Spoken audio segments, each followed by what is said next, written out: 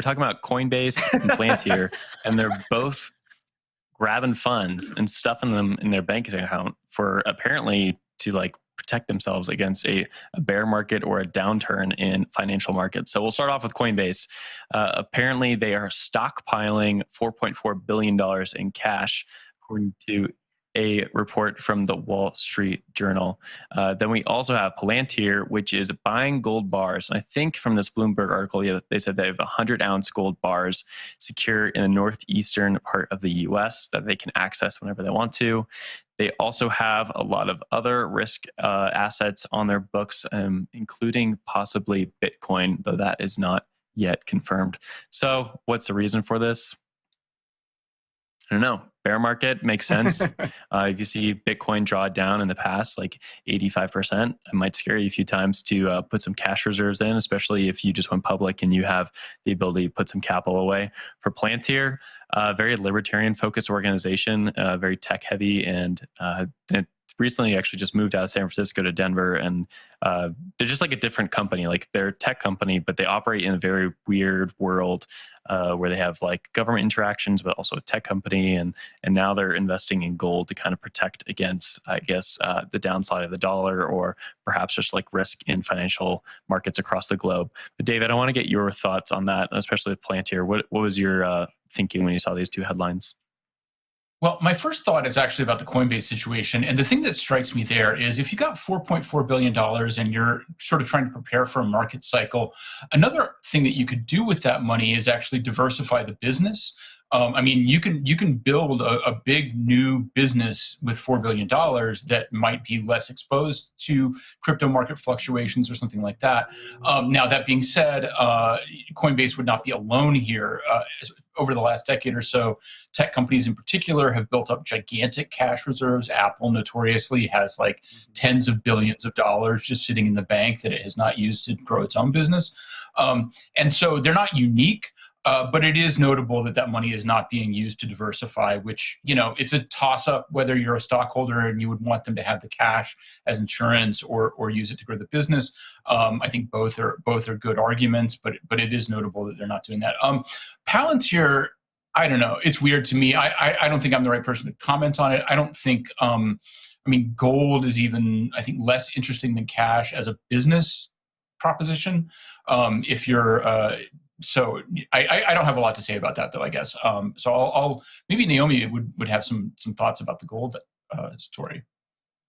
Yeah, I mean, the gold doesn't surprise me at all. That seems completely in line with Palantir and Peter Thiel. And I mean, we're undergoing such a monumental transition in the American economy and the global economy right now. We're seeing, you know, always rising inflation, and then inflation predictions keep outpacing, keep under valuing the actual rate of inflation.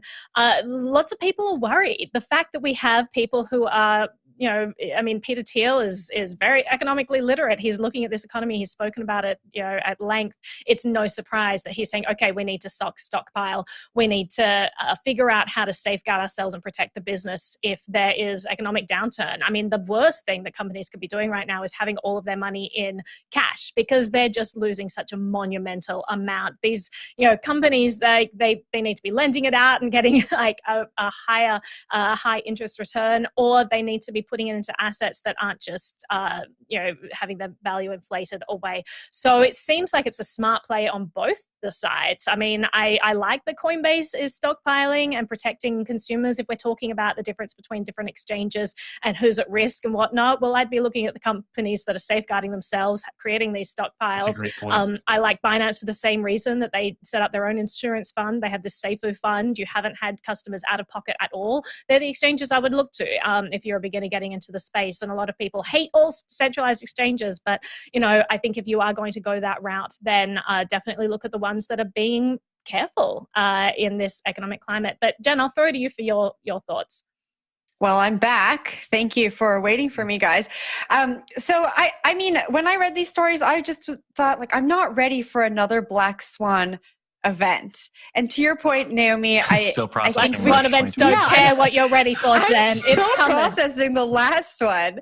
And to your point, I think we should be looking. looking to exchanges and companies that are prepared for these.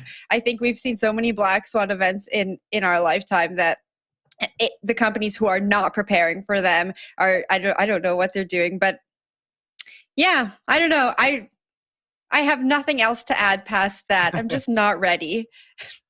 I think it's funny to see companies like Coinbase that traffic primarily in crypto and get, most all of their money from like trading fees and stuff like that, kind of divesting and storing money in fiat in a variety of ways. I think it really points at some of, less than the Palantir story, but really points to the fact of like a lack of practicality for any one maximalist worldview right now. And they're like, yeah, we can absolutely, be pro crypto, but we still got to hold some cash here, like in the event of a bear market or the onslaught of that. As for the Palantir one, that one just makes no sense to me. I don't really understand unless we're looking at it as, like a Thiel-backed company, like casting their fingers to the economic winds and trying to predict what will happen. But that one just was bizarre.